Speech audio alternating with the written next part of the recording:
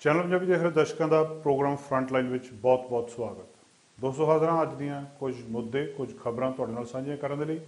ਉਹ ਖਬਰਾਂ ਜਿਨ੍ਹਾਂ ਬਾਰੇ ਕੈਨੇਡਾ ਦੀਆਂ ਅਖਬਾਰਾਂ ਨੇ ਖਾਸ ਤੌਰ ਤੇ ਚਰਚਾ ਕੀਤੀ ਹੈ। ਅੱਜ ਸਾਰਾ ਦਿਨ ਜਿਨ੍ਹਾਂ ਮੁੱਦਿਆਂ ਬਾਰੇ ਕੈਨੇਡਾ ਦੇ ਵਿੱਚ ਗੱਲਬਾਤ ਹੁੰਦੀ ਰਹੀ ਆ ਉਹ ਤੁਹਾਡੇ ਨਾਲ ਸਾਂਝਾ ਕਰਨ ਲਈ। ਪਿਛਲੇ ਕਾਫੀ ਸਮੇਂ ਤੋਂ ਅਸੀਂ ਲਗਾਤਾਰ ਇਹ ਗੱਲਬਾਤ ਤੁਹਾਡੇ ਨਾਲ ਕਰਦੇ ਆ ਰਹੇ ਹਾਂ ਕਿ ਵੈਕਸੀਨੇਸ਼ਨ ਰੇਟ ਕਾਫੀ ਵੱਧ ਰਿਹਾ ਹੈ ਤੇ ਇਹਦੇ ਵਿੱਚ ਹੋਰ ਸਫਲਤਾ ਹਾਸਲ ਕਰਨ ਦੇ ਲਈ ਸਰਕਾਰ ਬੱਚਿਆਂ ਦੇ ਲਈ ਵੈਕਸੀਨੇਸ਼ਨ ਸ਼ੁਰੂ ਕਰ ਲਈ ਆ। ਫਾਈਜ਼ਰ ਕੰਪਨੀ ਦੀ ਕੋਵਿਡ-19 ਵੈਕਸੀਨ ਜਿਹੜੀ ਬੱਚਿਆਂ ਦੇ ਲਈ 5 ਤੋਂ 11 ਸਾਲ ਦੇ ਵਿੱਚ ਲੱਗਣੀ ਆ, ਉਹਨੂੰ ਲਗਾਤਾਰ ਯਤਨ ਕੀਤੇ ਜਾ ਰਹੇ ਸੀ ਕਿ ਉਹਦੇ ਉੱਤੇ ਜਿਹੜੀ ਉਹਨੂੰ ਐਮਰਜੈਂਸੀ ਅਪਰੂਵਲ ਦਿੱਤੀ ਜਾਵੇ। ਹੈਲਥ ਕੈਨੇਡਾ ਦੇ ਉੱਤੇ ਕੰਮ ਕਰ ਰਹੇ ਸੀ ਤੇ ਬਾਅਦ ਦੇ ਵਿੱਚ ਉਹਨੇ ਇੱਥੇ ਕੈਨੇਡਾ ਦੇ ਵਿੱਚ ਪਹੁੰਚਣਾ ਸੀ। ਬੱਚਿਆਂ ਦੀ ਵੈਕਸੀਨ ਵੱਖਰੀ ਹੈ, ਵੱਡਿਆਂ ਦੀ ਵੈਕਸੀਨ ਵੱਖਰੀ ਹੈ। ਅੱਜ ਖਬਰ ਇਹ ਆ ਕਿ ਉਹ ਵੈਕਸੀਨ ਕੈਨੇਡਾ ਦੇ ਵਿੱਚ ਪਹੁੰਚ ਗਈ ਆ। ਫਾਈਜ਼ਰ ਕੰਪਨੀ ਦੀ ਕੈਨੇਡਾ ਓਟਵਾ ਦੇ ਵਿੱਚ ਪਹੁੰਚ ਚੁੱਕੀ ਹੈ ਤੇ ਹੁਣ ਸਾਰੇ ਕੈਨੇਡਾ ਦੇ ਵਿੱਚ ਰਹਿੰਦੇ ਬੱਚਿਆਂ ਦੀ ਇਹ ਵੈਕਸੀਨ ਲੱਗਣੀ ਸ਼ੁਰੂ ਹੋ ਜਾਣੀ ਹੈ। ਜਦੋਂ ਵੈਕਸੀਨ ਲੱਗਣੀ ਹੈ ਤਾਂ ਉਹਦੇ ਨਾਲ ਕੁਝ ਕੁ ਮਨੋਵਿਗਿਆਨਿਕ ਸੰਕਟ ਸਾਹਮਣੇ ਆ ਰਹੇ ਆ। ਕੁਝ ਕੁ ਮਨੋਵਿਗਿਆਨੀ ਇਸ ਗੱਲ ਬਾਰੇ ਚਿੰਤਾ ਕਰ ਰਹੇ ਆ ਕਿ ਬਹੁਤ ਸਾਰੇ ਬੱਚੇ ਉਹ ਇੰਜੈਕਸ਼ਨ ਲਗਾਉਣ ਤੋਂ ਡਰਦੇ ਆ, ਸੂਈ ਲਗਾਉਣ ਤੋਂ ਡਰਦੇ ਆ, ਨੀਡਲ ਲਗਾਉਣ ਤੋਂ ਡਰਦੇ ਆ। ਕਈ ਵੱਡੇ ਵੀ ਡਰਦੇ ਆ। ਇਸ ਗੱਲ ਬਾਰੇ ਇਸ ਵੇਲੇ ਚਰਚਾ ਚੱਲ ਰਹੀ ਹੈ ਕਿਉਂਕਿ ਕੈਨੇਡਾ ਇੱਕ ਵਿਕਸਿਤ ਮੁਲਕ ਆ ਤੇ ਇਹਦੇ ਵਿੱਚ ਧੱਕੇ ਨਾਲ ਕੋਈ ਕੰਮ ਨਹੀਂ ਕੀਤਾ ਜਾਂਦਾ ਜਾਂ ਇਸ ਤਰੀਕੇ ਦੇ ਨਾਲ ਬੱਚਿਆਂ ਦੇ ਨਾਲ ਜਿੱਦਾਂ ਕਿ ਇਹ ਲਾਉਣੀ ਆ ਤਾਂ ਲਾਉਣੀ ਆ, ਕੋਈ ਬਿਨਾਂ ਹੀ ਰੀਜ਼ਨ ਤੋਂ ਉਹਨਾਂ ਨੂੰ ਹਰ ਚੀਜ਼ ਐਕਸਪਲੇਨ ਕੀਤੀ ਜਾਂਦੀ ਹੈ। ਉਹਨਾਂ ਦੇ ਮਾਨਸਿਕ ਪੱਧਰ ਨੂੰ ਸਮਝਿਆ ਜਾਂਦਾ, ਉਹਨਾਂ ਦੇ ਮਾਨਸਿਕ ਸੰਕਟ ਨੂੰ ਸਮਝਿਆ ਜਾਂਦਾ, ਫਿਰ ਉਹਦਾ ਹੱਲ ਕਰਨ ਦਾ ਯਤਨ ਕੀਤਾ ਜਾਂਦਾ ਤੇ ਫਿਰ ਅੱਗੇ ਵਧਿਆ ਜਾਂਦਾ ਭਾਵੇਂ ਕੋਈ ਵੀ ਗੱਲ ਹੋਵੇ। ਉਹਦੇ ਵਿੱਚ ਇੱਕ ਵੱਡਾ ਸੰਕਟ ਇਸ ਵੇਲੇ ਇਹ ਆ ਕਿ ਬੱਚੇ ਸੂਈ ਤੋਂ ਡਰਦੇ ਆ। ਬੱਚੇ ਸੂਈ ਲਵਾਉਣਾ ਨਹੀਂ ਚਾਹੁੰਦੇ, ਨੀਡਲ ਲਵਾਉਣਾ ਨਹੀਂ ਚਾਹੁੰਦੇ, ਪਰ ਇਹ ਹੈ ਜ਼ਰੂਰੀ, ਲਵਾਉਣੀ ਇਹ ਜ਼ਰੂਰੀ ਹੈ। ਇਸ ਮਾਮਲੇ ਦੇ ਵਿੱਚ ਕੁਝ ਮਨੋਵਿਗਿਆਨੀ ਸਾਹਮਣੇ ਆਏ ਆ। ਉਹ ਦੱਸ ਰਹੇ ਆ ਮਾਪਿਆਂ ਨੂੰ ਕਿ ਕਿਸ ਤਰੀਕੇ ਦੇ ਨਾਲ ਤੁਸੀਂ ਇਹ ਤੋਂ ਬਚ ਸਕਦੇ ਆ। ਕੈਨੇਡਾ ਦੇ ਵਿੱਚ ਤਿੰਨਾਂ ਦੇ ਵਿੱਚੋਂ ਹਰ 2 ਨਿਆਣੇ ਟੀਕਾ ਲਵਾਉਣ ਤੋਂ ਡਰਦੇ ਆ। ਜਿਹੜੀ ਕੈਨੇਡੀਅਨ ਸਾਈਕੋਲੋਜੀਕਲ ਐਸੋਸੀਏਸ਼ਨ ਆ ਉਹ ਇਹ ਗੱਲ ਕਹਿ ਰਹੀ ਆ। ਜਿਹੜੇ ਯੂਨੀਵਰਸਿਟੀ ਆਫ ਕੈਲਗਰੀ ਦੇ ਵਿੱਚ ਇੱਕ ਕਲੀਨਿਕਲ ਸਾਈਕੋਲੋਜਿਸਟ ਆ ਉਹ ਇਹ ਕਹਿ ਰਿਹਾ ਮਾਪਿਆਂ ਨੂੰ ਕਿ ਜਦੋਂ ਤੁਸੀਂ ਬੱਚਿਆਂ ਦੇ ਇਹ ਵੈਕਸੀਨ ਲਵਾਉਣੀ ਹੈ, ਟੀਕਾ ਲਵਾਉਣਾ ਆ, ਉਹਨਾਂ ਨੂੰ ਕਿਤਾਬਾਂ ਦੇ ਵਿੱਚ ਰੁਝਾ ਲਓ, ਉਲਝਾ ਲਓ, ਜਿੱਦਾਂ ਮਰਜ਼ੀ ਕਰ ਲਓ, ਟੋਇਜ਼ ਦਿਓ ਉਹਨਾਂ ਨੂੰ, ਵੀਡੀਓ ਗੇਮਸ ਦਿਓ। ਮਾਮਲਾ ਇੱਕੋ ਹੀ ਆ ਕਿ ਉਹਨਾਂ ਨੂੰ ਕਿਸੇ ਨਾ ਕਿਸੇ ਤਰ੍ਹਾਂ ਸ਼ਾਂਤ ਰੱਖਣਾ ਤੇ ਡਿਸਟਰੈਕਟ ਕਰਨਾ, ਕਿਉਂਕਿ ਬਚਪਨ ਦੇ ਵਿੱਚ ਬੈਠੇ ਹੋਏ ਡਰ ਮਨੁੱਖ ਦੀ ਸਾਰੀ ਉਮਰ ਨਾਲ ਰਹਿੰਦੇ ਆ। ਉਹ ਭਾਵੇਂ ਟੀਕੇ ਦਾ ਡਰ ਹੋਵੇ ਤੇ ਭਾਵੇਂ ਮਾਪਿਆਂ ਦੇ ਝਿੜਕੇ ਦਾ ਡਰ ਹੋਵੇ।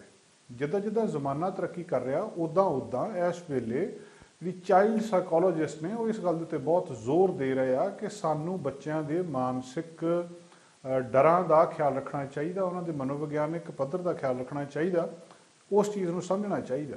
ਜਿੰਨਾ ਜ਼ਿਆਦਾ ਬੱਚਾ ਉੱਥੇ ਡਰੂਗਾ, ਤੁਸੀਂ ਉਹਨੂੰ ਵੈਕਸੀਨ ਲਵਾਉਣ ਗਏ ਆ, ਉਹ ਜ਼ਿਆਦਾ ਡਰੀ ਜਾਂਦਾ, ਉਹਦੇ ਮਨ ਦੇ ਵਿੱਚ ਡਰ ਬੈਠ ਗਿਆ, ਉਹ ਵੱਡੀ ਉਮਰ ਦੇ ਵਿੱਚ ਜਾ ਕੇ ਕਿਸੇ ਹੋਰ ਰੂਪ ਦੇ ਵਿੱਚ ਬਾਹਰ ਨਿਕਲ ਸਕਦਾ, ਉਹਨੂੰ ਸਾਈਕੋਲੋਜੀਕਲ ਡੈਮੇਜ ਹੋ ਸਕਦਾ, ਉਹਦੀ ਮਾਨਸਿਕ ਸਿਹਤ ਨੂੰ ਨੁਕਸਾਨ ਪਹੁੰਚ ਸਕਦਾ। ਇਸ ਕਰਕੇ ਉਹ ਕਹਿੰਦੇ ਇੱਕ ਤਰੀਕਾ ਤਾਂ ਇਹ ਆ ਕਿ ਬੱਚੇ ਨੂੰ ਕਿਸੇ ਨਾ ਕਿਸੇ ਤਰ੍ਹਾਂ ਡਿਸਟਰੈਕਟ ਰੱਖਿਆ ਜਾਵੇ, ਉਹਨੂੰ ਵੀਡੀਓ ਗੇਮ ਦਿਖਾ ਦਿਓ, ਟੋਇਜ਼ ਦੇ ਦਿਓ, ਕੁਛ ਵੀ ਕੀਤਾ ਜਾਵੇ। ਖਾਸ ਕਰ ਜਦੋਂ ਤੁਸੀਂ ਵੇਟ ਕਰ ਰਹੇ ਆ ਉਹਦੇ ਨਾਲ ਕਹਿੰਦੇ ਜਿੰਨਾ ਹੱਸ ਸਕਦੇ ਆ ਹੱਸੋ, ਉਹਨੂੰ ਡਿਸਟਰੈਕਟ ਕਰੋ, ਉਹਨੂੰ ਵੇਟ ਕਰਨ ਦੇ ਵਿੱਚ ਉਹਦੀ ਮਦਦ ਕਰੋ, ਉਹਨੂੰ ਕਿਸੇ ਤਰ੍ਹਾਂ ਪੇਨ ਜਿਹੜੀ ਮੈਨੇਜ ਕਰਨੀ ਉਹਨੂੰ ਦੱਸੋ ਕਿ ਕਿਸ ਤਰ੍ਹਾਂ ਇਹਨੂੰ ਮੈਨੇਜ ਕਰਨਾ ਆ। ਇਸ ਕਰਕੇ ਉਹ ਕਹਿੰਦੇ ਉਹਨੂੰ ਆਪਣੀ ਗੋਦੀ ਦੇ ਵਿੱਚ ਬਿਠਾਓ, ਜੇ ਉਹ ਜ਼ਿਆਦਾ ਛੋਟਾ ਆ ਉਹਨੂੰ ਹੱਗ ਕਰੋ, ਉਹਨੂੰ ਕੁਛ ਕੰਫਰਟ ਦਿਓ ਕਿ ਉਹ ਆਪਣੇ ਆਪ ਦੇ ਨਾਲ ਜਿਹੜਾ ਠੀਕ ਠਾਕ ਰਹਿ ਸਕੇ। ਨੀਡਲ ਫੋਬੀਆ ਕੋਈ ਨਵੀਂ ਗੱਲ ਨਹੀਂ ਆ ਤੇ ਇਹ ਕਹਿੰਦੇ ਬਚਪਨ ਦੇ ਵਿੱਚ ਹੀ ਕਈ ਵਾਰੀ ਸਟਾਰਟ ਹੋ ਜਾਂਦਾ ਤੇ ਕਈ ਵਾਰੀ ਇਹ ਬੰਦਾ ਜਦੋਂ ਵੱਡਾ ਹੋ ਜਾਂਦਾ, ਅਡਲਟ ਹੋ ਜਾਂਦਾ, ਉਹਦੇ ਵਿੱਚ ਵੀ ਇਹ ਫੋਬੀਆ ਇਸੇ ਤਰ੍ਹਾਂ ਰਹਿੰਦਾ। ਬਹੁਤ ਸਾਰੇ ਲੋਕ ਆ ਜਿਨ੍ਹਾਂ ਦੇ ਲਈ ਟੀਕਾ ਲਵਾਉਣਾ ਇੱਕ ਆਮ ਜੀ ਗੱਲ ਆ, ਉਹ ਕਦੇ ਵੀ ਟੀਕਾ ਲਵਾ ਲੈਂਦੇ, ਉਹਨਾਂ ਨੂੰ ਕੋਈ ਫਰਕ ਨਹੀਂ ਪੈਂਦਾ। ਬਹੁਤ ਸਾਰੇ ਲੋਕ ਇਹੋ ਜਿਹੇ ਵੀ ਆ ਜਿਹੜੇ ਟੀਕਾ ਲਵਾਉਣ ਦੇ ਨਾਲ ਬੇਹੋਸ਼ ਹੋ ਜਾਂਦੇ ਆ, ਫੇਂਟ ਹੋ ਜਾਂਦੇ ਆ, ਉਹ ਟੀਕਾ ਨਹੀਂ ਲਵਾਉਂਦੇ। ਇਹ ਸਾਰਾ ਕੁਝ ਕਹਿੰਦੇ ਬਚਪਨ ਦੇ ਵਿੱਚ ਹੀ ਕਿਤੇ ਨਾ ਕਿਤੇ ਸਟਾਰਟ ਹੁੰਦਾ। ਇਹਨੂੰ ਬਹੁਤ ਸੰਜੀਦਾ ਤਰੀਕੇ ਦੇ ਨਾਲ ਲੈਣਾ ਚਾਹੀਦਾ ਤੇ ਜਿਹੜੇ ਬੱਚੇ ਦੇ ਇਸ ਬਚਪਨ ਦੇ ਵਿੱਚ ਬਣੇ ਅਨੁਭਵ ਨੇ ਉਹਦਾ ਖਿਆਲ ਰੱਖਣਾ ਚਾਹੀਦਾ।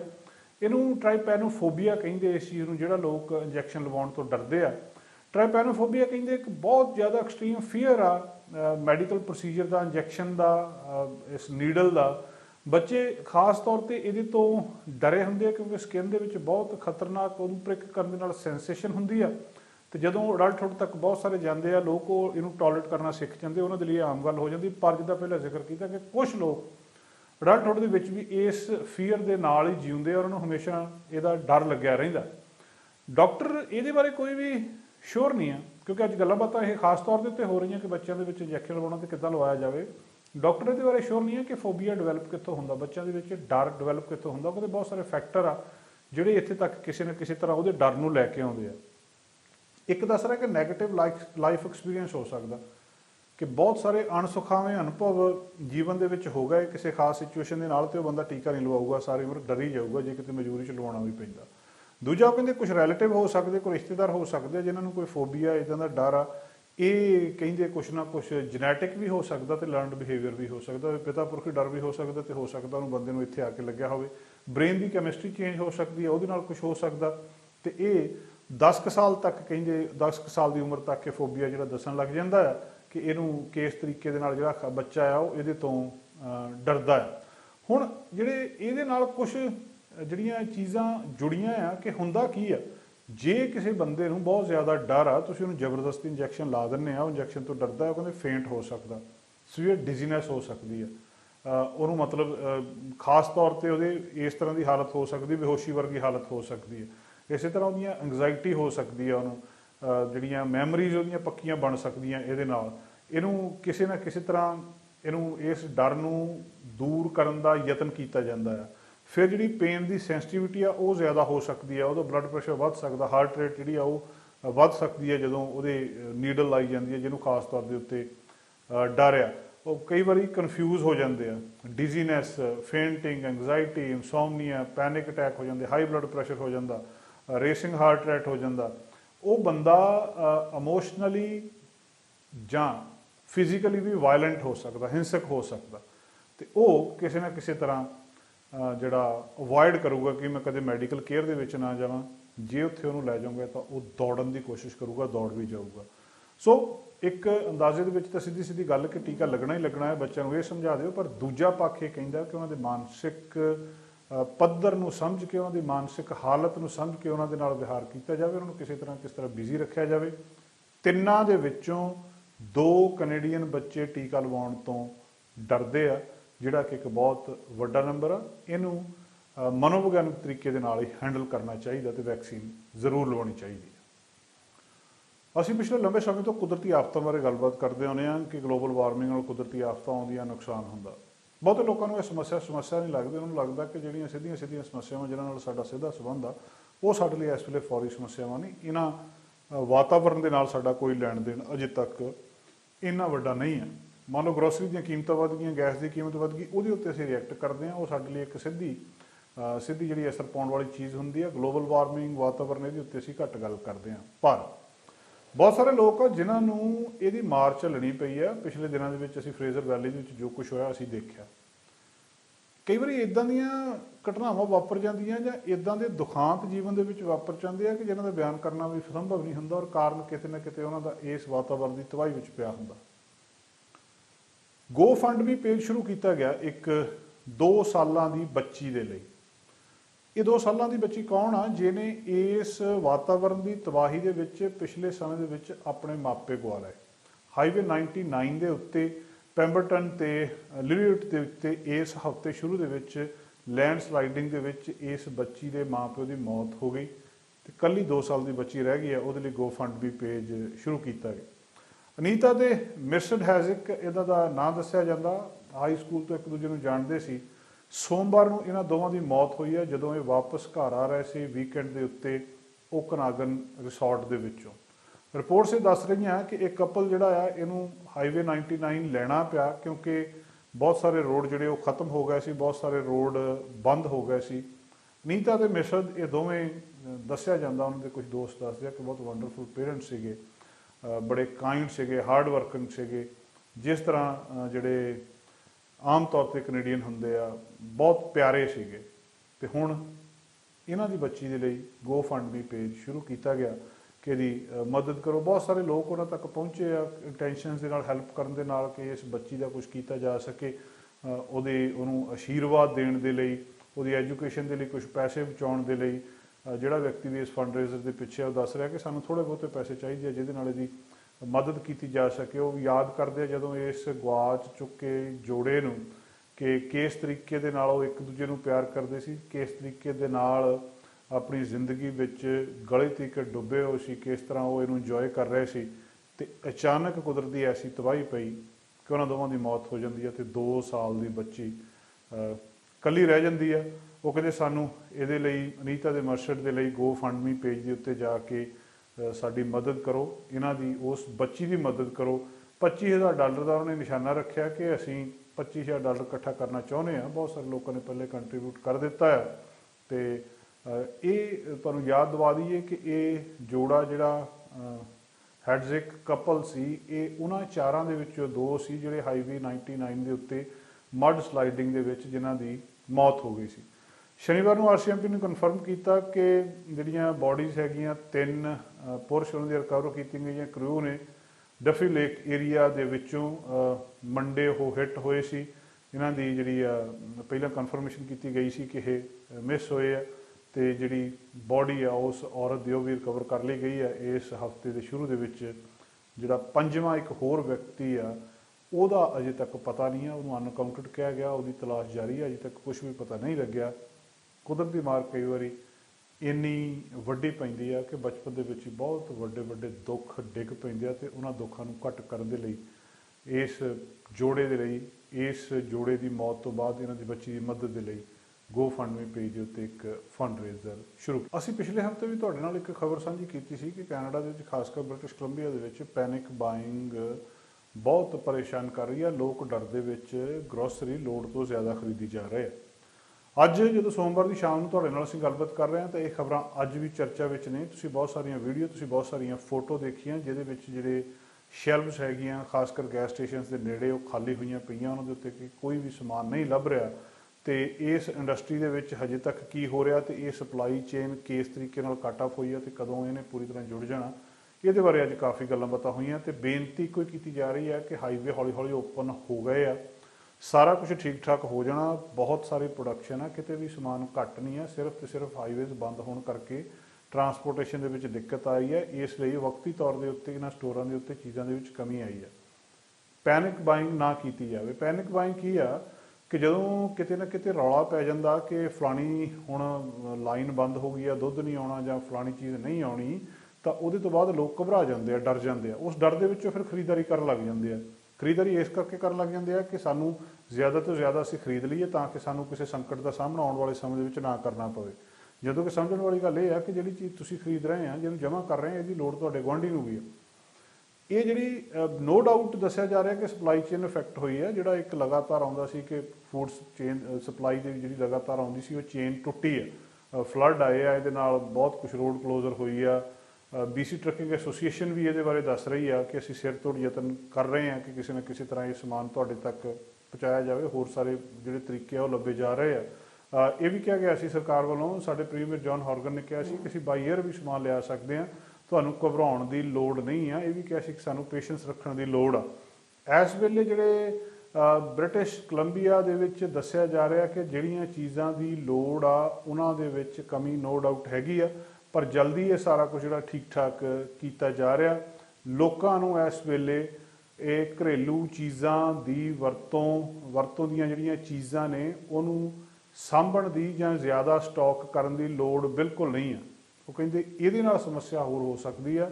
ਜਿੰਨੇ ਕੁ ਲੋਕਾਂ ਨੂੰ ਖਾਣ ਪੀਣ ਦਾ ਸਮਾਨ ਬ੍ਰਿਟਿਸ਼ ਕੋਲੰਬੀਆ ਦੇ ਵਿੱਚ ਚਾਹੀਦਾ, ਉਨਾ ਅਜੇ ਵੀ ਸਮਾਨ ਆ ਰਿਹਾ ਆ। ਇੰਨੀ ਜ਼ਿਆਦਾ ਕਮੀ ਨਹੀਂ ਹੋ ਸਕਦੀ। ਪਰ ਕਮੀ ਕੀ ਹੋ ਸਕਦੀ ਆ, ਕਮੀ ਕਿਸ ਚੀਜ਼ ਦੇ ਨਾਲ ਹੋ ਸਕਦੀ ਆ? ਜਦੋਂ ਲੋਕ ਡਰ ਦੇ ਵਿੱਚੋਂ ਖਰੀਦਦਾਰੀ ਬਹੁਤ ਜ਼ਿਆਦਾ ਕਰ ਲੈਂਦੇ ਆ, ਆਪਣੇ ਘਰ ਦੇ ਵਿੱਚ ਸਮਾਨ ਨੂੰ ਜਮ੍ਹਾਂ ਕਰਨਾ ਸ਼ੁਰੂ ਕਰ ਦਿੰਦੇ ਆ। ਉੱਥੇ ਜਾ ਕੇ ਕਹਿੰਦੇ ਜਿਹੜੀ ਇਹ ਸਮੱਸਿਆ ਆ ਉਹ ਜ਼ਿਆਦਾ ਹੋ ਰਹੀ ਆ। ਸਰੀ board of trade the CEO Anita ਹੁਬਰਮੈਨ ਨੇ ਵੀ ਇਹ ਗੱਲ ਕਹੀ ਆ, ਇਸ ਗੱਲ ਨੂੰ ਦੇ ਕੇ ਕਿ ਜਿਹੜੀਆਂ ਸਾਡੇ ਕੋਲ ਇਹਨਾਂ ਚੀਜ਼ਾਂ ਦੀ ਕਮੀ ਨਹੀਂ ਹੋਣੀ ਚਾਹੀਦੀ ਤੇ ਨਾ ਹੀ ਹੋ ਸਕਦੀ ਆ ਜੇਕਰ ਅਸੀਂ ਸਿਰਫ ਓਨੀ ਚੀਜ਼ ਲਈਏ ਜਿਹਦੀ ਸਾਨੂੰ ਲੋੜ ਆ। ਉਹ ਕਹਿੰਦੇ ਸਪਲਾਈ ਬਹੁਤ ਆ ਇਕਵਿਪਮੈਂਟ ਦੇ ਮਾਮਲੇ ਦੇ ਵਿੱਚ, ਗੁਡਸ ਦੇ ਮਾਮਲੇ ਦੇ ਵਿੱਚ, ਪਰ ਉਹ ਕਹਿੰਦੇ ਅਸੀਂ ਜਿਹੜੀ ਬਲਕ ਬਾਇੰਗ ਆ ਇਹ ਵੀ ਇਸ ਕਮੀ ਨੂੰ ਪੂਰਾ ਨਹੀਂ ਕਰ ਸਕਦੇ ਵੀ ਜੇ ਲੋਕ ਇੱਦਾਂ ਖਰੀਦਣ ਲੱਗ ਪਏ ਕਿ ਸਾਰਾ ਸਮਾਨ ਅਸੀਂ ਕਰ ਲਈਏ। ਜਿਵੇਂ ਕੋਵਿਡ ਦੇ ਵਿੱਚ ਲੋਕ ਟਾਇਲਟ ਪੇਪਰ ਸਾਰੇ ਖਰੀਦ ਕੇ ਲੈ ਗਏ ਜਾਂ ਗਰੋਸਰੀ ਖਰੀਦਣ ਲੱਗ ਪਏ ਸੀ, ਉਸੇ ਤਰ੍ਹਾਂ ਹੀ ਹੁਣ ਹੋ ਰਿਹਾ। ਬਹੁਤ ਸਾਰੇ ਲੋਕ ਜਿਹੜੇ ਆ ਉਹ ਪੇਚੈਕ ਤੋਂ ਪੇਚੈਕ ਦੇ ਉੱਤੇ ਜਿਉਂਦੇ ਆ। ਹਰ ਇੱਕ ਵਿਅਕਤੀ ਬਲਕ ਬਾਇੰਗ ਅਫੋਰਡ ਵੀ ਨਹੀਂ ਕਰ ਸਕਦਾ। ਕੈਨੇਡਾ ਦੇ ਵਿੱਚ ਅੱਧੇ ਕੁ ਲੋਕ ਜਿਹੜੇ ਆ ਉਹ $200-300 ਦੇ ਫਰਕ ਦੇ ਉੱਤੇ ਮਹੀਨੇ ਦੇ ਵਿੱਚ ਜਿਉਂਦੇ ਆ, ਕਿ ਜੇ ਕਿਸੇ ਮਹੀਨੇ ਦੇ ਵਿੱਚ ਰੱਬ ਨਾ ਕਰੇ ਉਹਨਾਂ ਦਾ ਖਰਚਾ $300 ਜ਼ਿਆਦਾ ਹੋ ਜਾਵੇ ਤਾਂ ਉਹਨਾਂ ਦੇ ਲਈ ਉਹ ਅਫੋਰਡ ਕਰਨਾ ਔਖਾ ਹੋ ਜਾਂਦਾ। ਮਤਲਬ ਜਿੰਨੇ ਕੁ ਉਹਨਾਂ ਦੇ ਖਰਚੇ ਆ ਓਨੀ ਉਹਨਾਂ ਦੀ ਆਮਦਨ ਆ। ਇੱਕ ਪਾਸਿਓਂ ਚੈੱਕ ਆਉਂਦਾ ਤੇ ਦੂਜੇ ਪਾਸੇ ਦੇ ਦਿੰਦੇ ਆ, ਬਚਤ ਨਹੀਂ ਕਰਦੇ। ਲਗਭਗ ਅੱਧਾ ਕੈਨੇਡਾ, ਥੋੜਾ ਜਿਹਾ ਘੱਟ ਹੋ ਸਕਦਾ ਪਰ ਲਗਭਗ ਅੱਧਾ ਕੈਨੇਡਾ $200-300 ਦੇ ਫਰਕ ਨਾਲ ਜਿਉਂਦਾ। ਸੋ ਉਹ ਲੋਕ ਬਲਕ ਬਾਇੰਗ ਕਰ ਹੀ ਨਹੀਂ ਸਕਦੇ, ਉਹ ਇਕੱਠਾ ਸਮਾਨ ਖਰੀਦ ਹੀ ਨਹੀਂ ਸਕਦੇ, ਕਿਉਂਕਿ ਉਹਨਾਂ ਦੀ ਪੇ ਆਉਣੀ ਆ ਤੇ ਓਨੀ ਉਹਨਾਂ ਨੇ ਗਰੋਸਰੀ ਹਰ ਵਾਰੀ ਖਰੀਦਣੀ ਆ। ਉਹਨਾਂ ਦੇ ਲਈ ਵੀ ਮੁਸ਼ਕਲ ਹੋ ਸਕਦੀ ਆ। ਥੋੜਾ ਜਿਹਾ ਕਿਹਾ ਜਾ ਰਿਹਾ ਕਿ ਤੁਹਾਨੂੰ ਸਬਰ ਰੱਖਣ ਦੀ ਲੋੜ ਆ। ਜਦੋਂ ਹੀ ਇਹ ਸਾਰਾ ਕੁਝ ਠੀਕ ਠਾਕ ਹੋ ਜਾਂਦਾ, ਔਰ ਇਹ ਪੱਕੀ ਗੱਲ ਆ ਕਿ ਕੁਝ ਦਿਨਾਂ ਦੇ ਵਿੱਚ ਜਿਸ ਤਰ੍ਹਾਂ ਇਸ ਵੇਲੇ ਹੋ ਹੀ ਗਿਆ, ਬਹੁਤ ਸਾਰੇ ਹਾਈਵੇ ਹੌਲੀ ਹੌਲੀ ਓਪਨ ਹੋ ਗਿਆ, ਇੱਕ ਵਾਰੀ ਸਪਲਾਈ ਚੇਨ ਜਿਹੜੀ ਆ ਸ਼ੁਰੂ ਹੋ ਗਈ, ਉਹਦੇ ਤੋਂ ਬਾਅਦ ਕੋਈ ਵੀ ਸੰਕਟ ਨਹੀਂ ਰਹਿਣਾ। ਤੇ ਇਸ ਵੇਲੇ ਤੁਹਾਨੂੰ ਉਹ ਕਹਿੰਦੇ ਜਦੋਂ ਤੁਸੀਂ ਇੱਦਾਂ ਦੀ ਚੀਜ਼, ਕੋਈ ਵਾਧੂ ਚੀਜ਼ ਖਰੀਦ ਕੇ ਰੱਖਦੇ ਆ, ਇੱਕ ਵਾਰੀ ਕਿਸੇ ਹੋਰ ਦੇ ਲਈ ਜਿਹੜੀ ਆ ਜ਼ਰੂਰ ਸੋਚੋ, ਚਾਹੇ ਉਹ ਗੈਸ ਆ, ਚਾਹੇ ਉਹ ਦੂਜੀਆਂ ਚੀਜ਼ਾਂ ਆ। ਕੀ ਤੁਸੀਂ ਗਰੋਸਰੀ ਲਿਆ ਰਹੇ ਆ, ਕਿੰਨੀ ਉਹਦੀ ਲੋੜ ਆ, ਕੀ ਇਹਦਾ ਕੀਤਾ ਜਾ ਸਕਦਾ, ਕੀ ਇਹਦੇ ਬਿਨਾਂ ਸਰ ਸਕਦਾ, ਓਨਾ ਕੁ ਸਮਾਨ ਹੀ ਲਿਆਂਦਾ ਜਾਵੇ ਜਿੰਨੀ ਕੁ ਲੋੜ ਆ। ਇਹਦੇ ਬਾਰੇ ਇਸ ਵੇਲੇ ਖਾਸ ਗੱਲਾਂ ਬਾਤਾਂ ਹੋ ਰਹੀਆਂ ਤੇ ਸਰਕਾਰ ਇਸ ਵੇਲੇ ਕਹਿ ਰਹੀ ਹੈ ਕਿ ਉਹ ਇਸ ਵੇਲੇ ਇਸ ਗੱਲ ਦੇ ਉੱਤੇ ਕੰਮ ਕਰ ਰਹੀ ਹੈ ਕਿ ਸਪਲਾਈ ਚੇਨ ਆ ਉਹ ਫਲੱਡਿੰਗ ਤੇ ਇਹਦੇ ਨਾਲ ਕਲੋਜ਼ ਹੋਏ ਆ ਜਿੱਥੇ ਜਿੱਥੇ, ਉਹਨਾਂ ਥਾਵਾਂ ਦੇ ਉੱਤੇ ਇਹਨੂੰ ਦੁਬਾਰਾ ਖੋਲ੍ਹਿਆ ਜਾਵੇ। ਬਹੁਤ ਸਾਰੇ ਜਿਹੜੇ ਕੁਝ BC ਦੇ ਮੇਜਰ ਹਾਈਵੇਜ਼ ਆ ਉਹ ਰੀਓਪਨ ਕਰ ਦਿੱਤੇ ਗਏ ਆ ਤੇ ਹਾਲਾਂਕਿ ਇਹ ਵੀ ਕਿਹਾ ਗਿਆ ਕਿ ਤੁਹਾਡੇ ਕੋਲ ਜੇ ਕੋਈ ਖਾਸ ਕਾਰਨ ਆ, ਅਸੈਂਸ਼ੀਅਲ ਰੀਜ਼ਨ ਤਾਂ ਹੀ ਤੁਸੀਂ ਟਰੈਵਲ ਕਰੋ, ਬਿਨਾਂ ਲੋੜ ਤੋਂ ਨਾਨ ਅਸੈਂਸ਼ੀਅਲ ਟਰੈਵਲ ਨਾ ਕੀਤਾ ਜਾਵੇ। ਸੋ ਬਹੁਤ ਸਾਰੀਆਂ ਐਗਜ਼ੈਂਪਸ਼ਨਸ ਜਿਹੜੀਆਂ ਉਹ ਵੀ ਹੈਗੀਆਂ। ਜੇਕਰ ਬ੍ਰਿਟਿਸ਼ ਕੋਲੰਬੀਆ ਵਾਲੇ ਟਰੈਵਲ ਕਰਦੇ ਆ US ਦੇ ਵਿੱਚ ਇਸ ਐਕਸੈਪਸ਼ਨਲ ਟਾਈਮ ਦੇ ਵਿੱਚ, CBSE ਨੇ ਇੱਕ ਈਮੇਲ ਦੇ ਵਿੱਚ ਨਿਊਜ਼ ਏਜੰਸੀਜ਼ ਨੂੰ ਇਹ ਦੱਸਿਆ ਹੈ ਕਿ ਇਸ ਸਿਚੁਏਸ਼ਨ ਦੇ ਵਿੱਚ ਜਿਹੜੇ ਟਰੈਵਲਰ ਆ, ਅਸੈਂਸ਼ੀਅਲ ਵਰਕਰ ਆ, ਉਹਨਾਂ ਨੂੰ ਜਿਹੜਾ ਜਾਂ ਉਹਨਾਂ ਨੇ ਅਮਰੀਕਾ ਜਾਣਾ ਜਾਂ ਵਾਇਆ ਅਮਰੀਕਾ ਕਿਤੇ ਹੋਰ ਜਾਣਾ ਆ, ਉਹਨਾਂ ਦੇ ਲਈ ਜਿਹੜੀਆਂ ਫੂਡ, ਫਿਊਲ ਜਾਂ ਦੂਜੀਆਂ ਚੀਜ਼ਾਂ ਆ, ਸਪਲਾਈ ਚੇਨ ਕੰਟੀਨਿਊ ਕਰਨ ਦੇ ਲਈ ਕੁਝ ਜਿਹੜੀਆਂ ਗੱਲਾਂ ਬਾਤਾਂ ਖਾਸ ਤੌਰ ਦੇ ਉੱਤੇ ਕੀਤੀਆਂ ਜਾ ਰਹੀਆਂ। BC ਟਰੱਕਿੰਗ ਐਸੋਸੀਏਸ਼ਨ ਜਿਹੜੀ ਆ ਉਹ ਵੀ ਇਸ ਵੇਲੇ ਬਹੁਤ ਜ਼ਿਆਦਾ ਹੈਵੀਲੀ ਇਨਵੋਲਵਡ ਆ ਇਹ ਸਪਲਾਈ ਚੇਨ ਨੂੰ ਰਿਕਵਰੀ ਦੇ ਵਿੱਚ, ਤਾਂ ਕਿ ਜਲਦੀ ਤੋਂ ਜਲਦੀ ਇਹਨੂੰ ਰਿਕਵਰ ਕੀਤਾ ਜਾ ਸਕੇ ਤੇ ਦੁਬਾਰਾ ਜਿਹੜਾ ਆ ਸਾਰਾ ਖਾਣ ਪੀਣ ਦਾ ਸਮਾਨ ਤੇ ਦੂਜਾ ਸਮਾਨ ਪਹੁੰਚ ਸਕੇ। ਸੋ ਇਹ ਸਾਰੀ ਗੱਲਬਾਤ ਤੋਂ ਇੱਕੋ ਇੱਕ ਬੇਨਤੀ ਸਾਰੇ ਲੋਕਾਂ ਨੂੰ ਕੀਤੀ ਜਾ ਰਹੀ ਹੈ ਕਿ ਬਲਕ ਬਾਇੰਗ ਨਾ ਕਰੋ, ਪੈਨਿਕ। ਸੋ ਜਦੋਂ ਅਸੀਂ ਹੜ੍ਹਾਂ ਦੀ ਗੱਲਬਾਤ ਕਰਦੇ ਹਾਂ, ਇਹਦੇ ਨਾਲ ਹੋਏ ਨੁਕਸਾਨ ਬਾਰੇ ਗੱਲਬਾਤ ਕਰਦੇ ਹਾਂ, ਤਾਂ ਇੱਕ ਗੱਲ ਧਿਆਨ ਦੇ ਵਿੱਚ ਆਉਂਦੀ ਹੈ ਕਿ ਬਹੁਤ ਸਾਰੇ ਲੋਕਾਂ ਦੇ ਇਹ ਸਾਰੇ ਕੁਛ ਦੇ ਵਿੱਚ ਕੰਮ ਛੁੱਟ ਗਏ ਤੇ ਇਹਦੇ ਤੋਂ ਬਾਅਦ ਅਸੀਂ ਗੱਲਬਾਤ ਕੀਤੀ ਸੀ ਕਿ ਜਿਹੜੇ ਟੈਂਪਰੇਰੀ ਵਰਕਰ ਨੇ ਉਹਨਾਂ ਦੇ ਲਈ ਬਹੁਤ ਵੱਡੀ ਸਮੱਸਿਆ ਆਈ ਆ। ਉਹ ਲੋਕ ਕਿਉਂਕਿ ਉਹਨਾਂ ਦਾ ਕੰਟਰੈਕਟ ਥੋੜ੍ਹਾ ਹੁੰਦਾ ਆ, ਸੀਜ਼ਨਲੀ ਕੰਮ ਹੁੰਦਾ ਆ, ਕੰਮ ਕਰਨ ਤੋਂ ਬਾਅਦ ਉਹ ਆਪਣੇ ਦੇਸ਼ ਪਰਤ ਜਾਂਦੇ ਆ ਤੇ ਉਹਨਾਂ ਦੇ ਲਈ ਖਾਸ ਤੌਰ ਦੇ ਉੱਤੇ ਸਮੱਸਿਆ ਆਈ ਸੀ, ਕਿਉਂਕਿ ਨਾ ਤਾਂ ਉਹ ਕੰਮ ਪੂਰਾ ਹੋਇਆ, ਕੰਮ ਕਿਉਂਕਿ ਉਹ ਕਿਤੇ ਹੋਰ ਕਰ ਨਹੀਂ ਸਕਦੇ, ਇਸ ਕਰਕੇ ਉਹ ਕੰਮ ਹੀ ਖਤਮ ਹੋ ਗਿਆ। ਫਲੱਡ ਦੇ ਨਾਲ ਉਹ ਸਾਰੀ ਗ੍ਰੀਨ ਹਾਊਸ ਹੀ ਤਬਾਹ ਹੋ ਗਏ ਤੇ ਉਹਨਾਂ ਕੋਲੇ ਵਾਪਸ ਆਪਣੇ ਦੇਸ਼ ਜਾਣ ਤੋਂ ਬਿਨਾਂ ਕੋਈ ਚਾਰਾ ਨਹੀਂ ਬਚਿਆ। ਇਹਨਾਂ ਦੇ ਵਿੱਚ ਬਹੁਤੇ ਜਿਹੜੇ ਲੋਕ ਨੇ ਉਹ ਮੈਕਸੀਕੋ ਤੋਂ ਸੀ ਤੇ ਕੁਝ ਲੋਕ ਜਿਹੜੇ ਉਹ ਗੁਆਟੇਮਾਲਾ ਤੋਂ ਨੇ, ਬਹੁਤ ਸਾਰੇ ਹੋਰ ਦੇਸ਼ਾਂ ਤੋਂ ਵੀ ਲੋਕ ਨੇ। ਇੱਕ ਸਮੱਸਿਆ ਹੋਰ ਆ ਰਹੀ ਆ ਕਿ ਹੁਣ ਜਦੋਂ ਕੰਮ ਚਲੇ ਗਿਆ ਲੋਕਾਂ ਦਾ ਤੇ ਉਹ EI ਦੇ ਲਈ ਅਪਲਾਈ ਨਹੀਂ ਕਰ ਸਕਦੇ। EI ਦੇ ਲਈ ਅਪਲਾਈ ਇਸ ਕਰਕੇ ਨਹੀਂ ਕਰ ਸਕਦੇ ਕਿਉਂਕਿ ਉਹ ਸ਼ਰਤਾਂ ਪੂਰੀਆਂ ਨਹੀਂ ਕਰਦੇ। ਪਿਛਲੇ ਸਾਲ ਦੇ ਵਿੱਚ ਉਹਨਾਂ ਨੇ ਉਨੇ ਘੰਟੇ ਕੰਮ ਨਹੀਂ ਕੀਤਾ, ਜਾਂ ਉਹਨਾਂ ਕੋਲ ਜਿਹੜਾ ਰੈਕੋਰਡ ਆਫ ਇੰਪਲੋਇਮੈਂਟ ਆ ਉਹ ਨਹੀਂ ਆ, ਜਾਂ ਕੋਈ ਨਾ ਕੋਈ ਸੰਕਟ ਆ। ਕੈਨੇਡਾ ਦੇ ਵਿੱਚ ਤੁਹਾਨੂੰ ਪਤਾ ਜਦੋਂ ਕੋਈ ਵਿਅਕਤੀ ਕੰਮ ਨਹੀਂ ਕਰਦਾ ਜਾਂ ਜਦੋਂ ਕੰਮ ਕਰਦਾ ਆ ਤੇ ਉਹਦੇ ਕਰਨ ਜੋ ਕੰਮ ਨਹੀਂ ਰਹਿੰਦਾ, ਕੰਪਨੀ ਨੂੰ ਇਹ ਕਹਿ ਦਿੰਦੀ ਆ ਕਿ ਹੁਣ ਸਾਡੇ ਕੋਲ ਕੰਮ ਹੈ ਨਹੀਂ ਗਾ, ਜਾਂ ਕੰਮ ਜਿਹੜਾ ਸੀਜ਼ਨਲੀ ਸੀਗਾ ਤੇ ਇਹਦੇ ਤੋਂ ਬਾਅਦ ਫਿਰ ਉਹ ਜਦੋਂ ਵਿਹਲਾ ਬੈਠਦਾ ਆ, ਜਦੋਂ ਕੰਮ ਦੀ ਤਲਾਸ਼ ਕਰਦਾ ਆ, ਉਸ ਵੇਲੇ ਜਿਹੜੀ ਸਰਕਾਰ ਆ ਉਹਨੂੰ ਪੈਸੇ ਦਿੰਦੀ ਆ, ਉਹਦੀ ਤਨਖਾਹ ਦੇ ਕੁਛ ਹਿੱਸਾ ਉਹਨੂੰ ਵਿਹਲੇ ਬੈਠੇ ਨੂੰ ਦਿੱਤਾ ਜਾਂਦਾ ਆ, ਜਿਹਨੂੰ ਅਸੀਂ EI ਕਹਿੰਦੇ ਹਾਂ। ਹੁਣ ਫੈਡਰਲ ਇੰਪਲੋਇਮੈਂਟ ਮਿਨਿਸਟਰ ਨੇ ਅੱਜ ਇਹ ਗੱਲਬਾਤ ਕਹੀ ਹੈ ਕਿ ਬ੍ਰਿਟਿਸ਼ ਕੋਲੰਬੀਆ ਦੇ ਉੱਤੇ ਅਸੀਂ ਖਾਸ ਧਿਆਨ ਦੇ ਰਹੇ ਹਾਂ। ਜਿਹੜੇ ਲੋਕਾਂ ਦੀ ਨੌਕਰੀ ਚਲੇ ਗਈ ਆ ਇਸ ਹੜ੍ਹ ਦੀ ਵਜ੍ਹਾ ਕਰਕੇ ਉਹਨਾਂ ਨੂੰ ਇੰਪਲੋਇਮੈਂਟ ਇੰਸ਼ੋਰੈਂਸ ਦੇ ਲਈ ਅਪਲਾਈ ਕਰਨਾ ਚਾਹੀਦਾ, ਇੰਪਲੋਇਮੈਂਟ ਇੰਸ਼ੋਰੈਂਸ ਬੈਨੀਫਿਟਸ ਦੇ ਲਈ ਅਪਲਾਈ ਕਰਨਾ ਚਾਹੀਦਾ। ਇਹ ਇੰਪਲੋਇਮੈਂਟ ਇੰਸ਼ੋਰੈਂਸ ਬੈਨੀਫਿਟਸ ਉਹਨਾਂ ਲੋਕਾਂ ਨੂੰ ਮਿਲਦੇ ਆ ਜਿਨ੍ਹਾਂ ਦਾ ਕੰਮ ਚਲਿਆ ਜਾਂਦਾ। ਹੁਣ ਇਹ ਤਾਂ ਆਮ ਤੌਰ ਦੇ ਉੱਤੇ ਹੋ ਹੀ ਜਾਂਦਾ। ਖਾਸ ਗੱਲ ਕੀ ਕੀਤੀ ਹੈ ਇਹਦੇ ਵਿੱਚ ਫੈਡਰਲ ਇੰਪਲੋਇਮੈਂਟ ਮਿਨਿਸਟਰ ਕਾਰਲਾ ਕੁਆਰਟ ਨੇ, ਉਹ ਇਹ ਕੀਤੀ ਹੈ ਕਿ ਉਹ ਕਹਿੰਦੇ ਭਾਵੇਂ ਤੁਸੀਂ ਐਲੀਜੀਬਲ ਨਹੀਂ ਇਸ ਚੀਜ਼ ਦੇ, ਇੰਪਲੋਇਮੈਂਟ ਇੰਸ਼ੋਰੈਂਸ ਬੈਨੀਫਿਟਸ ਲੈਣ ਦੇ ਲਈ ਤੁਸੀਂ ਯੋਗ ਨਹੀਂ ਹੋ, ਫਿਰ ਵੀ ਤੁਸੀਂ ਅਪਲਾਈ ਕਰੋ, ਅਸੀਂ ਤੁਹਾਡੀ ਮਦਦ ਕਰਾਂਗੇ। ਇਹ ਇੱਕ ਬਹੁਤ ਵੱਡੀ ਸੁੱਖ ਦੀ ਖਬਰ ਉਹਨਾਂ ਲੋਕਾਂ ਦੇ ਲਈ ਹੈਗੀ ਹੈ ਜਿਹੜੇ ਕੰਮ ਕਰਦੇ ਆ ਤੇ ਇਸ ਵੇਲੇ ਉਹਨਾਂ ਦੇ ਕੰਮ ਛੁੱਟ ਗਏ ਆ ਫਲੱਡਿੰਗ ਕਰਕੇ। ਜਿਹੜੀਆਂ ਕੁਝ ਸ਼ਰਤਾਂ ਆ ਉਹਨਾਂ ਨੂੰ ਕਿਸੇ ਨਾ ਕਿਸੇ ਤਰ੍ਹਾਂ ਢਿੱਲਾ ਕੀਤਾ ਜਾਊਗਾ। ਜਿਸ ਤਰ੍ਹਾਂ ਕਈ ਵਾਰੀ ਇੱਕ ਸ਼ਰਤ ਹੁੰਦੀ ਹੈ ਕਿ ਜੇ ਤੁਸੀਂ ਇੰਪਲੋਇਮੈਂਟ ਇੰਸ਼ੋਰੈਂਸ ਬੈਨੀਫਿਟਸ ਦੇ ਲਈ ਅਪਲਾਈ ਕਰਨਾ, ਤੁਹਾਨੂੰ ਘੱਟੋ ਘੱਟ ਇੰਨੇ ਘੰਟੇ ਕੰਮ ਕੀਤਾ ਹੋਣਾ ਚਾਹੀਦਾ, ਜਾਂ ਤੁਹਾਡਾ ਕੰਮ ਤੁਹਾਡੀ ਵਜ੍ਹਾ ਕਰਕੇ ਨਹੀਂ ਛੁੱਟਿਆ ਹੋਣਾ ਚਾਹੀਦਾ, ਜਿਹੜਾ ਇੰਪਲੋਇਰ ਆ ਉਹਨੇ ਤੁਹਾਨੂੰ ਕਿਸੇ ਨਾ ਕਿਸੇ ਤਰ੍ਹਾਂ ਕੰਮ ਤੁਹਾਡਾ ਬੰਦ ਕਰ ਦਿੱਤਾ ਹੋਣਾ ਚਾਹੀਦਾ। ਇਹਨਾਂ ਸਾਰੀਆਂ ਸ਼ਰਤਾਂ ਦੇ ਵਿੱਚ ਕਹਿੰਦੇ ਕੁਛ ਨਾ ਕੁਛ ਅਸੀਂ ਢਿੱਲ ਕਰਾਂਗੇ। ਸੋ ਇਹ ਬਹੁਤ ਇੱਕ ਚੰਗੀ ਸੂਚਨਾ ਹੈ ਕਿ ਜਿਹੜੇ ਲੋਕਾਂ ਦਾ ਵੀ ਕੰਮ ਇਸ ਹੜ੍ਹਾਂ ਦੇ ਵਿੱਚ ਅਸਰ ਪਿਆ, ਉਹਨਾਂ ਨੂੰ ਇੰਪਲੋਇਮੈਂਟ ਇੰਸ਼ੋਰੈਂਸ ਬੈਨੀਫਿਟਸ ਦੇ ਲਈ ਅਪਲਾਈ ਕਰਨਾ ਚਾਹੀਦਾ, ਭਾਵੇਂ ਕਿ ਉਹ ਇਹਦੇ ਲਈ ਐਲੀਜੀਬਲ ਨਹੀਂ ਵੀ ਹੈ। ਉਹ ਕਹਿੰਦੇ ਸੀ ਜਿਹੜਾ ਇਹ ਸਾਰੇ ਦੇ ਵਿੱਚੋਂ ਇਸ ਗੱਲ ਨੂੰ ਵੀ ਨਹੀਂ ਦੇਖਾਂਗੇ ਕਿ ਤੁਹਾਡੇ ਕੋਲੇ ਰੈਕਡ ਆਫ ਇੰਪਲੋਇਮੈਂਟ ਹੈਗਾ। ਜਦੋਂ ਇਹਦੇ ਲਈ ਅਪਲਾਈ ਕੀਤਾ ਜਾਂਦਾ ਕਿ ਜਿਹੜੇ ਇੰਪਲੋਇਰ ਨੇ ਤੁਹਾਨੂੰ ਲੇ ਆਫ ਦਿੱਤੀ ਆ, ਉਹ ਇੰਪਲੋਇਰ ਤੋਂ ਇੱਕ ਲੈਟਰ ਦੇਣੀ ਪੈਂਦੀ ਹੈ, ਉਹਨੂੰ ਰੈਕਡ ਆਫ ਇੰਪਲੋਇਮੈਂਟ ਕਹਿੰਦੇ ਆ। ਇਸ ਵੇਲੇ ਜਿਹੜੀ ਇੰਪਲੋਇਮੈਂਟ ਮਿਨਿਸਟਰ ਉਹਨੇ ਕਿਹਾ ਵੀ ਸਾਨੂੰ ਉਹਦੀ ਵੀ ਲੋੜ ਨਹੀਂ, ਅਸੀਂ ਰੈਕਡ ਆਫ ਇੰਪਲੋਇਮੈਂਟ ਵੀ ਤੁਹਾਡੇ ਕੋਲੋਂ ਨਹੀਂ ਮੰਨਦੇ, ਕਿਉਂਕਿ ਇਸ ਵੇਲੇ ਜਿਹੜੇ ਪੇਪਰ ਡਾਕੂਮੈਂਟਸ ਆ ਇਹ ਲੈਣੇ ਹੀ ਬਹੁਤ ਔਖੇ ਹੋਏ ਆ ਹੜ੍ਹਾਂ ਦੀ ਸਥਿਤੀ ਕਰਕੇ।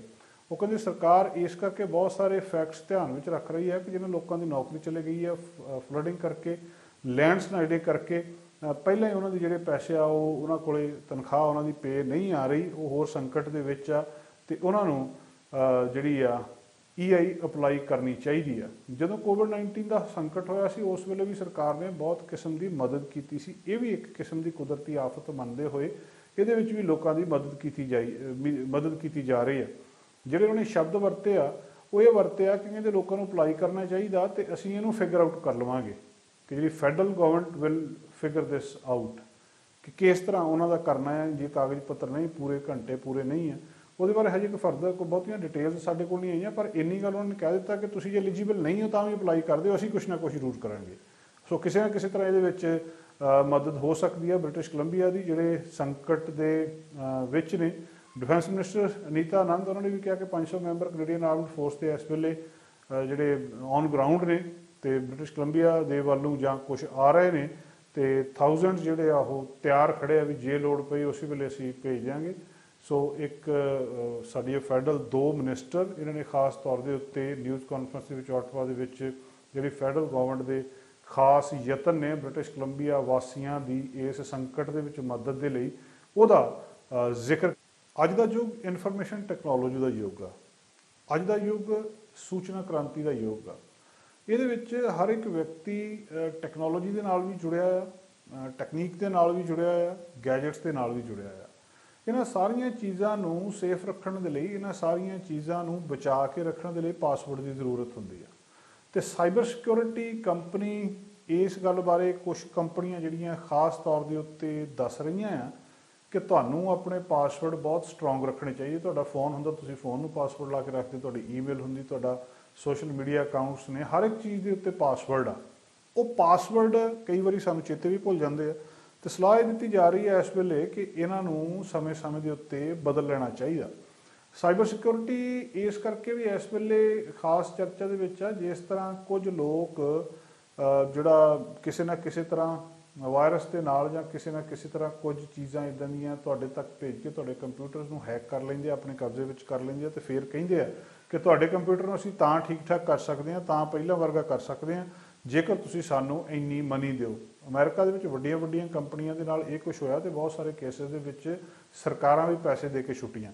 ਸੋ ਇਸ ਕਰਕੇ ਤੁਹਾਡੀ ਜਿਹੜੀ ਨਿੱਜੀ ਚੀਜ਼ਾਂ ਨੇ, ਖਾਸ ਕਰ ਪਾਸਵਰਡ ਨੇ, ਉਹਨੂੰ ਧਿਆਨ ਦੇ ਨਾਲ ਰੱਖਿਆ ਜਾਵੇ ਤਾਂ ਕਿ ਕੋਈ ਉਹਨੂੰ ਗੈਸ ਨਾ ਕਰ ਸਕੇ। ਬਹੁਤ ਸਾਰੀਆਂ ਜਿਹੜੀਆਂ ਸਾਈਬਰ ਸਿਕਿਉਰਿਟੀ ਕੰਪਨੀਜ਼ ਨੇ ਉਹ ਪਾਸਵਰਡ ਮੈਨੇਜਮੈਂਟ ਸਰਵਿਸਿਜ਼ ਦਿੰਦੀਆਂ ਆ ਕਿ ਉਹਨਾਂ ਨੂੰ ਦੱਸਿਆ ਹੁੰਦਾ ਕਿ ਕਿਸ ਤਰੀਕੇ ਦੇ ਨਾਲ ਕਰਨਾ।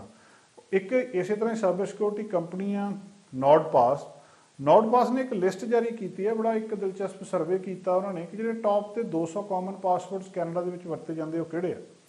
ਹਰ ਇੱਕ ਬੰਦਾ ਆਪਣਾ ਪਾਸਵਰਡ ਆਪਣਾ ਰੱਖਦਾ, ਕੋਈ ਆਪਣਾ ਨਾਂ ਰੱਖਦਾ, ਕੋਈ ਬੱਚਿਆਂ ਦਾ ਨਾਂ ਰੱਖਦਾ, ਕੋਈ ਮਾਪਿਆਂ ਦਾ ਨਾਂ ਰੱਖਦਾ, ਕੋਈ ਸ਼ਹਿਰ ਦਾ ਨਾਂ ਰੱਖਦਾ, ਪਰ ਕੁਛ ਗੱਲਾਂ ਸਾਰਿਆਂ ਦੇ ਵਿੱਚ ਕਾਮਨ ਆ।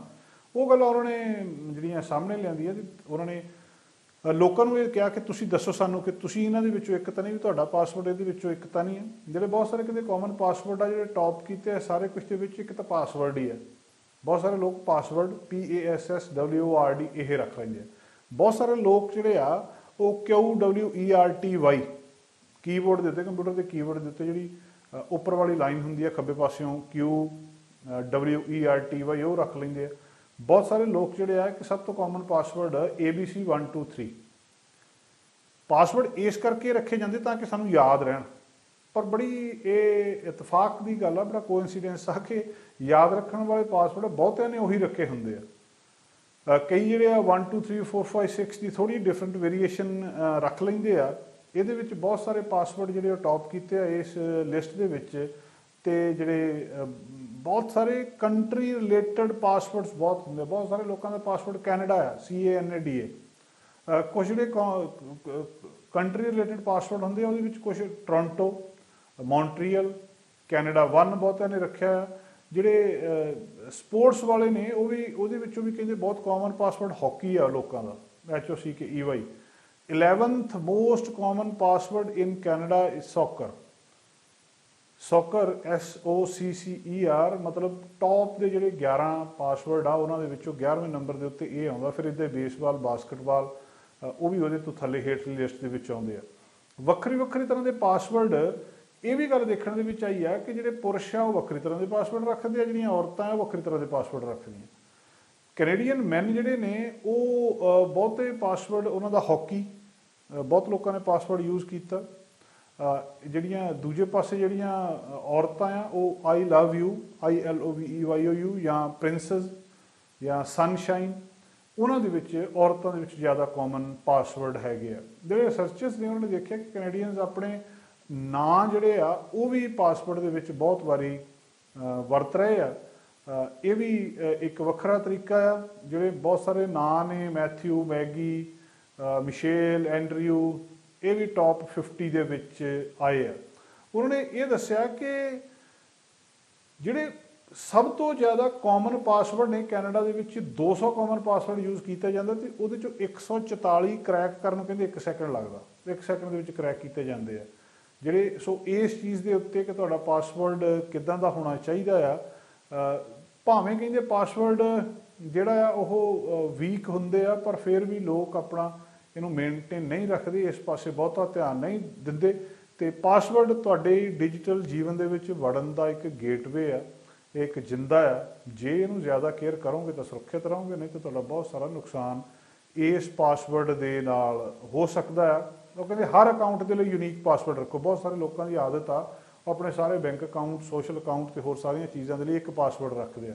ਉਹ ਕਹਿੰਦੇ ਚੰਗਾ ਪਾਸਵਰਡ ਘੱਟੋ ਘੱਟ 12 ਕਰੈਕਟਰ ਹੋਣੇ ਚਾਹੀਦੇ ਆ, ਉਹਦੇ ਵਿੱਚ ਲੈਟਰਸ ਵੀ ਹੋਣੇ ਚਾਹੀਦੇ ਆ, ਸਿੰਬਲਸ ਵੀ ਹੋਣੇ ਚਾਹੀਦੇ ਆ, ਤੇ ਨੰਬਰਸ ਵੀ ਹੋਣੇ ਚਾਹੀਦੇ ਆ।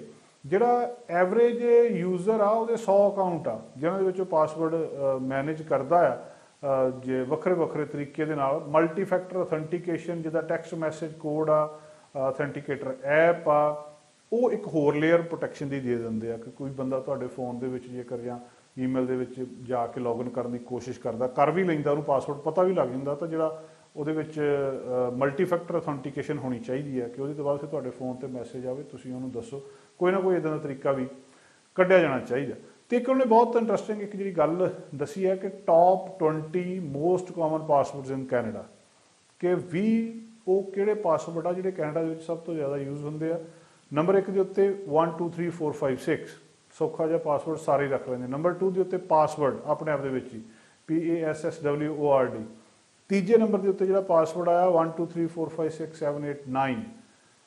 ਚੌਥੇ ਨੰਬਰ ਦੇ ਉੱਤੇ ਸਭ ਤੋਂ ਕਾਮਨ ਪਾਸਵਰਡ ਕੈਨੇਡਾ ਦੇ ਵਿੱਚ 1 2 3 4 5। ਪੰਜਵੇਂ ਨੰਬਰ ਦੇ ਉੱਤੇ ਸਭ ਤੋਂ ਕਾਮਨ ਪਾਸਵਰਡ ਜਿਹੜਾ 1 2 3 4 5 6 7 8। ਛੇਵੇਂ ਨੰਬਰ ਦੇ ਉੱਤੇ QWERT। ਸੱਤਵੇਂ ਨੰਬਰ ਦੇ ਉੱਤੇ ABC 1 2 3। ਅੱਠਵੇਂ ਨੰਬਰ ਦੇ ਉੱਤੇ ਟਿਫਨੀ। ਨੌਵੇਂ ਨੰਬਰ ਦੇ ਉੱਤੇ ਪਾਸਵਰਡ 1। 10ਵੇਂ ਨੰਬਰ ਦੇ ਉੱਤੇ ਟੈਸਟਿੰਗ TESTING। 11ਵੇਂ ਨੰਬਰ ਤੇ ਹਾਕੀ। 12ਵੇਂ ਨੰਬਰ ਤੇ 1 2 3 4 5 6 7। 13ਵੇਂ ਨੰਬਰ ਤੇ I love you। 14ਵੇਂ ਨੰਬਰ ਤੇ 1 2 3 4। 15ਵੇਂ ਨੰਬਰ ਤੇ ਕੈਨੇਡਾ। 16ਵੇਂ ਨੰਬਰ ਤੇ 1 2 3 4 5 6 7 8 9 0। 17ਵੇਂ ਨੰਬਰ ਤੇ 1 1 1 1 1 1, ਮਤਲਬ 6 ਟਾਈਮਸ 1, ਇਹ ਵੀ ਬਹੁਤ ਕਾਮਨ ਪਾਸਵਰਡ ਆ। 18ਵੇਂ ਨੰਬਰ ਤੇ ਸਨਸ਼ਾਈਨ। 19ਵੇਂ ਨੰਬਰ ਤੇ 1 2 3 1 2 3 ਤੇ 20ਵੇਂ ਨੰਬਰ ਦੇ ਉੱਤੇ ਡਰੈਗਨ। ਇਹ ਉਹਨਾਂ ਨੇ ਬਹੁਤ ਇੱਕ ਦਿਲਚਸਪ ਗੱਲਬਾਤ ਸਾਹਮਣੇ ਲਿਆਂਦੀ ਹੈ ਸਰਵੇ ਦੇ ਵਿੱਚੋਂ ਕਿ ਟੌਪ 20 ਮੋਸਟ ਕਾਮਨ ਪਾਸਵਰਡਸ ਆ ਜਿਹੜੇ ਕੈਨੇਡਾ ਦੇ ਵਿੱਚ ਯੂਜ਼ ਕੀਤੇ ਜਾਂਦੇ ਆ। ਜੇ 200 ਸਭ ਤੋਂ ਕਾਮਨ ਪਾਸਵਰਡ ਕੱਢ ਲਿਆ ਜਾਵੇ ਤਾਂ ਉਹਦੇ ਵਿੱਚੋਂ 144 ਕਰੈਕ ਕਰਨ ਨੂੰ 1 ਸੈਕਿੰਡ ਲੱਗਦਾ। ਪਾਸਵਰਡ ਹਰ ਇੱਕ ਅਕਾਊਂਟ ਦੇ ਲਈ ਯੂਨੀਕ ਰੱਖੋ। ਪਾਸਵਰਡ ਨੂੰ ਸਮੇਂ-ਸਮੇਂ ਦੇ ਉੱਤੇ ਬਦਲਦੇ ਰਹੋ। ਇਹ ਸਲਾਹਾਂ ਇਹ ਸਾਈਬਰ ਸਿਕਿਉਰਿਟੀ ਕੰਪਨੀਆਂ ਦੇ ਰਹੀਆਂ। WhatsApp ਬਾਰੇ ਇੱਕ ਖਬਰ ਚਰਚਾ ਦੇ ਵਿੱਚ ਆ। WhatsApp ਆਪਣੀਆਂ ਪ੍ਰਾਈਵੇਸੀ ਪਾਲਿਸੀ ਫਲੈਗਿੰਗ, ਉਸ ਇਨਫੋਰਮੇਸ਼ਨ ਨੂੰ ਫਲੈਗ ਕਰਨਾ, ਇਹਦੇ ਲਈ ਯੂਰਪੀਅਨ ਯੂਜ਼ਰ ਦੇ ਲਈ ਕਾਫੀ ਜ਼ਿਆਦਾ ਡਿਟੇਲ ਐਡ ਕਰ ਰਿਹਾ ਹੈ। ਇਹਦਾ ਕਾਰਨ ਕੀ ਆ ਕਿ ਜਿਹੜੇ ਆਇਰਿਸ਼ ਰੈਗੂਲੇਟਰਸ ਨੇ ਉਹਨਾਂ ਨੇ ਇਸ ਚੈਟ ਸਰਵਿਸ ਯਾਨੀ ਕਿ WhatsApp ਦੇ ਉੱਤੇ ਬਹੁਤ ਵੱਡਾ ਫਾਈਨ ਲਾਇਆ ਕਿ ਉਹਨਾਂ ਨੇ ਡਾਟਾ ਬ੍ਰੀਚ ਕੀਤਾ ਆ ਯੂਰਪੀਅਨ ਯੂਨੀਅਨ ਦੇ ਵਿੱਚ। ਸੋਮਵਾਰ ਨੂੰ ਅੱਜ ਸਵੇਰੇ ਇਹ ਗੱਲਬਾਤ ਸਾਹਮਣੇ ਆਈ ਆ ਕਿ WhatsApp ਦੀ ਪ੍ਰਾਈਵੇਟ ਪਾਲਿਸੀ ਇਹਨੂੰ ਰੀਆਰਗੇਨਾਈਜ਼ ਕੀਤਾ ਜਾ ਰਿਹਾ ਤਾਂ ਕਿ ਜ਼ਿਆਦਾ ਇਨਫੋਰਮੇਸ਼ਨ ਡਾਟੇ ਦੇ ਉੱਤੇ ਤੁਹਾਨੂੰ ਦਿੱਤੀ ਜਾ ਸਕੇ ਕਿ ਇਹਨੂੰ ਕਿਸ ਤਰੀਕੇ ਨਾਲ ਯੂਜ਼ ਕੀਤਾ ਜਾ ਸਕਦਾ। ਪਿੱਛੇ ਜੇ WhatsApp ਬਾਰੇ ਚਰਚਾ ਚੱਲੀ ਸੀ ਕਿ ਇਹਦੀ ਤੁਹਾਡੀ ਚੈਟ ਕੋਈ ਵੀ ਪੜ੍ਹ ਸਕਦਾ ਹੈ, ਕਿਤੇ ਵੀ ਲੀਕ ਹੋ ਸਕਦੀ ਆ। ਬਾਅਦ ਦੇ ਵਿੱਚ ਇਹ ਰੌਲੇ ਗੋਲੇ ਤੋਂ ਬਾਅਦ ਲੋਕਾਂ ਨੇ ਬਹੁਤ ਸਾਰੀਆਂ ਜਿਹੜੀਆਂ ਦੂਜੀਆਂ ਚੈਟਿੰਗ ਐਪ ਸੀਗੀਆਂ ਉਹਦੇ ਉੱਤੇ ਚਲੇ ਗਏ, ਉਹਨਾਂ ਨੂੰ ਡਾਊਨਲੋਡ ਕਰਕੇ ਉਹਦੇ ਉੱਤੇ ਗੱਲਬਾਤ ਸ਼ੁਰੂ ਕਰ ਦਿੱਤੀ, ਪਰ WhatsApp ਦਾ ਫਿਰ ਵੀ ਆਪਣਾ ਥਾਂ ਰਿਹਾ। ਹੁਣ ਕਿਉਂਕਿ ਆਇਰਿਸ਼ ਦੇ ਵਿੱਚ, ਆਇਰਲੈਂਡ ਦੇ ਵਿੱਚ ਇੱਕ ਬਹੁਤ ਵੱਡਾ ਇਹਨਾਂ ਨੂੰ ਜੁਰਮਾਨਾ ਹੋਇਆ ਆ, ਉਹਦੇ ਤੋਂ ਬਾਅਦ ਇਹਨਾਂ ਨੇ ਹੁਣ ਜ਼ਿਆਦਾ ਡਿਟੇਲ ਦੇਣ ਦੀ ਗੱਲਬਾਤ ਕੀਤੀ ਹੈ ਕਿ ਅਸੀਂ ਜ਼ਿਆਦਾ ਡਿਟੇਲ ਤੁਹਾਨੂੰ ਤੁਹਾਡੇ ਡਾਟੇ ਦੀ ਪ੍ਰਾਈਵੇਸੀ ਦੇ ਉੱਤੇ ਦੇਵਾਂਗੇ। WhatsApp ਇਹਨੂੰ ਫੇਸਬੁੱਕ ਓਨ ਕਰਦਾ ਹੈ, ਫੇਸਬੁੱਕ ਨੇ ਇਹਨੂੰ ਖਰੀਦਿਆ ਹੈ। ਇਹਦਾ ਜਿਹੜਾ ਹੁਣ ਰੀਨੇਮ ਆ ਉਹ ਮੈਟਾ ਪਲੇਟਫਾਰਮਸ ਦੇ ਨਾਂ ਹੇਠ ਚੱਲਦਾ ਆ। ਜਿਹੜੀਆਂ ਅਪਡੇਟਸ ਨੇ ਖਾਸ ਕਰ ਯੂਰਪ ਦੇ ਵਿੱਚ ਯੂਜ਼ਰਸ ਦੇ ਲਈ ਬੈਨਰ ਨੋਟੀਫਿਕੇਸ਼ਨ ਆ ਚੈਟ ਦੇ ਸਭ ਤੋਂ ਉੱਤੇ, ਉਹਦੇ ਵਿੱਚ ਇੱਕ ਨਵੀਂ ਇਨਫੋਰਮੇਸ਼ਨ ਐਡ ਕੀਤੀ ਜਾ ਰਹੀ ਆ। ਇਹ ਐਕਸ਼ਨ ਉਦੋਂ ਹੋਇਆ ਜਦੋਂ ਉਹਨਾਂ ਨੂੰ 225 ਮਿਲੀਅਨ ਯੂਰੋ ਜਾਣੀ ਕਿ $267 ਮਿਲੀਅਨ ਦਾ ਜੁਰਮਾਨਾ ਹੋਇਆ ਸਤੰਬਰ ਦੇ ਵਿੱਚ ਆਇਰਲੈਂਡ ਦੀ ਡਾਟਾ ਪ੍ਰਾਈਵੇਸੀ ਵਾਚਡੌਗ ਵੱਲੋਂ, ਕਿਉਂਕਿ ਇਹਨਾਂ ਨੇ European union data protection rules ਨੂੰ ਵਾਇਓਲੇਟ ਕੀਤਾ। ਉੱਥੇ ਡਾਟਾ ਨੂੰ ਜਿਹੜਾ ਬਚਾ ਕੇ ਰੱਖਣ ਦੇ ਨਿਯਮਾਂ ਦੀ ਸ਼ਰੇਆਮ ਉਲੰਘਣਾ WhatsApp ਨੇ ਕੀਤੀ ਹੈ, ਜਿਹਦੇ ਸਿੱਟੇ ਵਜੋਂ ਇਹਨਾਂ ਨੂੰ $267 ਮਿਲੀਅਨ ਫਾਈਨ ਹੋਇਆ ਹੈ। ਤੇ ਫਾਈਨ ਆਪਣੇ ਆਪ ਦੇ ਵਿੱਚ ਬਹੁਤ ਵੱਡਾ ਆ। ਤੇ ਹੁਣ ਕਿਉਂਕਿ ਪਿਛਲੇ ਸਮੇਂ ਦੇ ਵਿੱਚ ਵੀ ਇਹ ਚਰਚਾ ਕਾਫੀ ਚੱਲੀ ਸੀ, ਇਹ ਚੈਟ ਸਰਵਿਸ WhatsApp ਅਦਾਲਤ ਦੇ ਇਸ ਫੈਸਲੇ ਦੇ ਉੱਤੇ ਕਿ ਇੰਨਾ ਜੁਰਮਾਨਾ ਤੁਹਾਨੂੰ ਕਰ ਦਿੱਤਾ ਗਿਆ $267 ਮਿਲੀਅਨ, ਇਹਦੇ ਨਾਲ ਸਹਿਮਤ ਨਹੀਂ ਹੈ। ਪਰ ਨਾਲ ਨਾਲ ਹੀ ਉਹ ਕਹਿੰਦੇ ਆ ਕਿ ਅਸੀਂ ਆਪਣੀ ਜਿਹੜੀ ਆ ਪਾਲਿਸੀ ਆ ਉਹਨੂੰ ਅਪਡੇਟ ਕਰ ਰਹੇ ਹਾਂ।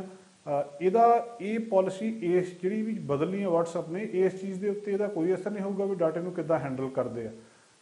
ਜਿਹੜੇ ਯੂਜ਼ਰ ਆ ਉਹਨਾਂ ਨੂੰ ਕਿਸੇ ਚੀਜ਼ ਦੇ ਨਾਲ ਐਗਰੀ ਨਹੀਂ ਕਰਨਾ ਪਊਗਾ ਜਾਂ ਕਿਸੇ ਹੋਰ ਐਕਸ਼ਨ ਦੇ ਲਈ। ਜਿਹੜੀ ਆਇਰਲੈਂਡ ਦੀ ਡਾਟਾ ਪ੍ਰਾਈਵੇਸੀ ਕਮਿਸ਼ਨ ਆ, ਉਹਨਾਂ ਦੇ ਇੱਕ ਜਿਹੜੇ ਲੀਡ ਪ੍ਰਾਈਵੇਸੀ ਰੈਗੂਲੇਟਰ ਨੇ WhatsApp ਦੇ ਲਈ ਯੂਰਪੀਅਨ ਯੂਨੀਅਨ ਦੇ ਵਿੱਚ, ਕਿਉਂਕਿ ਉਹਨਾਂ ਦੇ ਰੀਜਨਲ ਹੈੱਡਕੁਆਟਰ ਡਬਲਿਨ ਦੇ ਵਿੱਚ ਆ, ਇਸ ਕਰਕੇ ਵੀ ਇਹਦਾ ਰੌਲਾ ਰੱਪਾ ਜਿਹੜਾ ਜ਼ਿਆਦਾ ਪਿਆ ਹੈ। ਸੋ ਇੱਕ ਵਾਰੀ ਫੇਰ ਇਸ ਪ੍ਰਾਈਵੇਸੀ ਦੇ ਉੱਤੇ ਕੰਟਰੋਵਰਸੀ ਉੱਠੀ ਹੈ।